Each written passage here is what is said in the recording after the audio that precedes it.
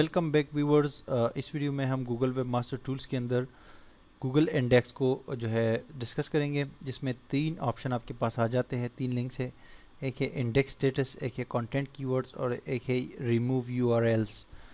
तो सबसे पहले हम डिस्कस करते हैं कंटेंट इंडेक्स स्टेटस को। इस पर जब आप क्लिक करते हैं तो आपके पास इस तरह का एक चार्ट आ जाता है और ये दो आपके पास बटन्स आ जाते हैं। इसमें बेसिक पे बाय डिफ़ॉल्ट क्लिक हुआ है। ये बेसिकली आपको शो करता है कि आपकी वेबसाइट जो है किस तरह इंडेक्स हो रही है, ठीक है।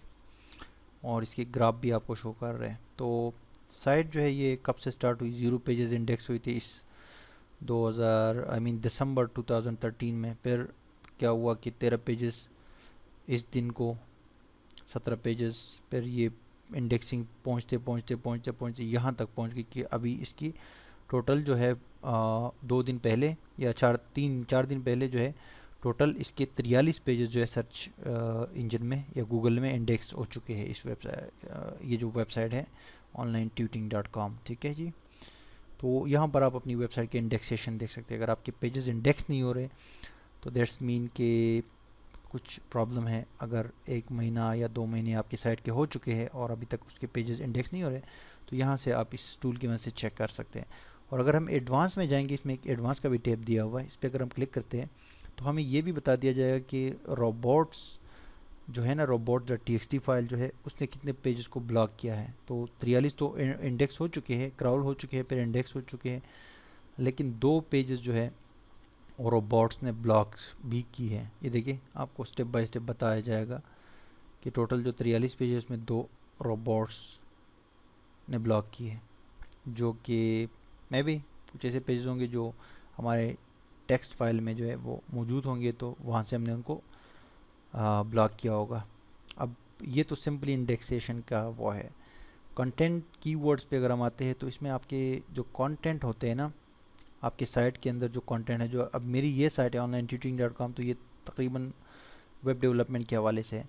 तो इसमें टोटल करें कि वो कीवर्ड्स कौन से हैं सबसे ज़्यादा, तो पहले नंबर पे PHP है, फिर ट्यूटोरियल्स है, फिर वीडियोस है। लेकिन इससे आपको आइडिया इसलिए ज़्यादा नहीं मिलता क्योंकि ये 1 वर्ड कीवर्ड्स है।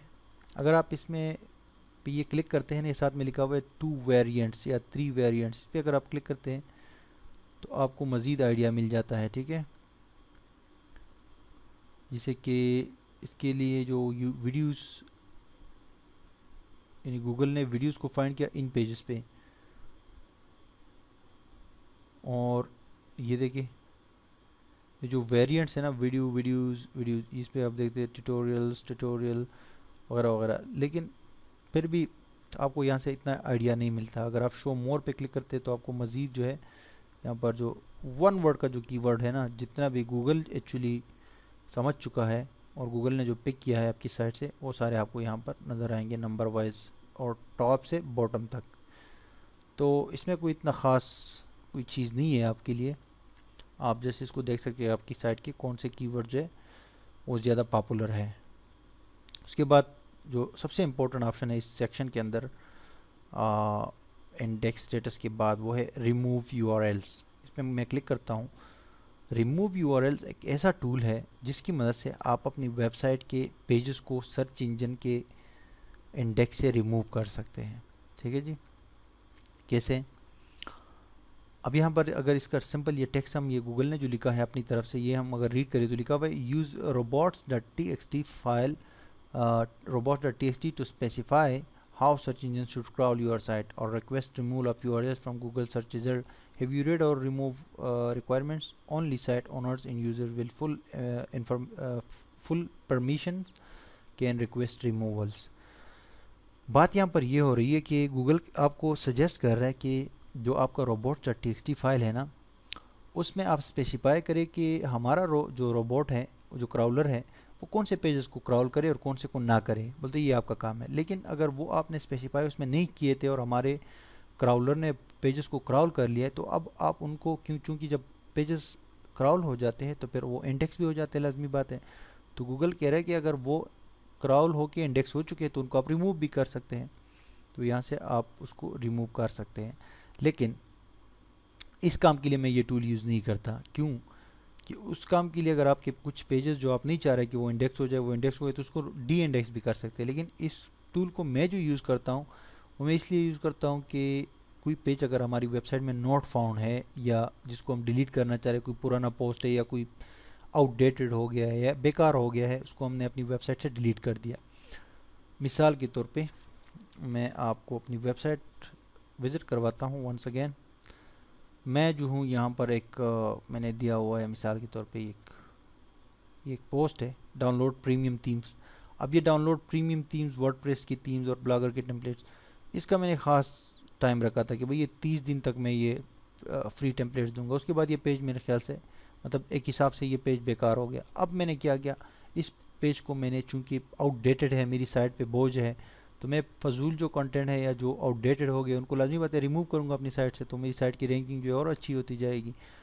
तो रिमूव करने से पहले इसका ये जो एड्रेस ऊपर बन रहा है ना, ये बड़ा ही इंपॉर्टेंट है। ये पूरा एड्रेस आपने कॉपी करना है, फिर इस पेज को रिमूव करना है, ठीक है। इस यूआरएल को आपने किसी फाइल में सेव करना है, किसी टेक्स्ट फाइल में या कोई नोटपैड वगैरह में, जैसे कि मैंने यहाँ से कॉपी किया और कॉपी करने के बाद जो है मैंने एक टेक्स्ट उसमें इसको पेस्ट कर दिया, ठीक है। तो ये मेरे पास यहाँ पर आ गया है। फिर मैं इसको रिमूव करूँगा। रिमूव करने के बाद फिर इसका यूआरएल चूँकि मेरे पास टेक्स्ट फाइल में पड़ा रहेगा।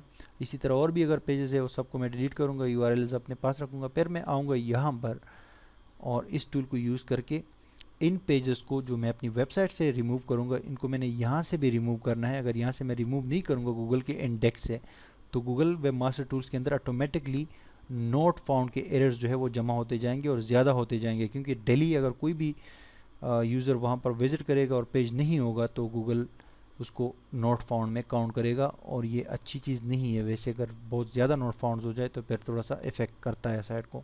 तो यहाँ पर आप सिंपली क्लिक करेंगे, यूआरएल एंटर करेंगे, ठीक है। मिसाल के तौर पे अब ये यूआरएल है, ऐसे एग्जांपल दे रहा हूँ आपको, जो आपने डिलीट किया कर दिया होगा अपनी वेबसाइट से, तो उसको गूगल वेब मास्टर टूल से लाजमी तौर पे डिलीट करना आप लाजमी।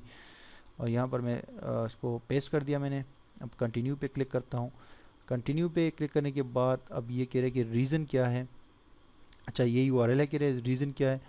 तो मैंने कहा भाई remove page from search results in cache, या सिर्फ और सिर्फ कैशे से और या सिर्फ डायरेक्टरी से। तो आपने दोनों को सेलेक्ट करना है कि सब जगह से इसको ख़त्म कर दो, डिलीट कर दो।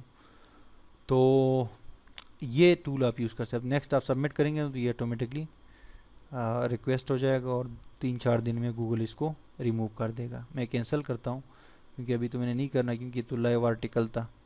जब मैं इसको अगर कभी रिमूव करूँगा तो फिर ये मैं यूज़ करूँगा टूल। तो ये गूगल इंडेक्स के हवाले से सिंपल सी चीज़ें ये थी कि गूगल के अंदर जो आपके पेजेस कैसे इंडेक्स हो रहे हैं, उसका स्टेटस क्या है, और उन इंडेक्स शुदा पेजेस को आप कैसे रिमूव कर सकते हैं। तो ये इस सेक्शन में था। अब जो है नेक्स्ट हम आएंगे ये क्राउल की तरफ। ये भी बड़ा इंपॉर्टेंट सेक्शन है गूगल वेब मास्टर टूल्स के अंदर, इसको डिस्कस करेंगे।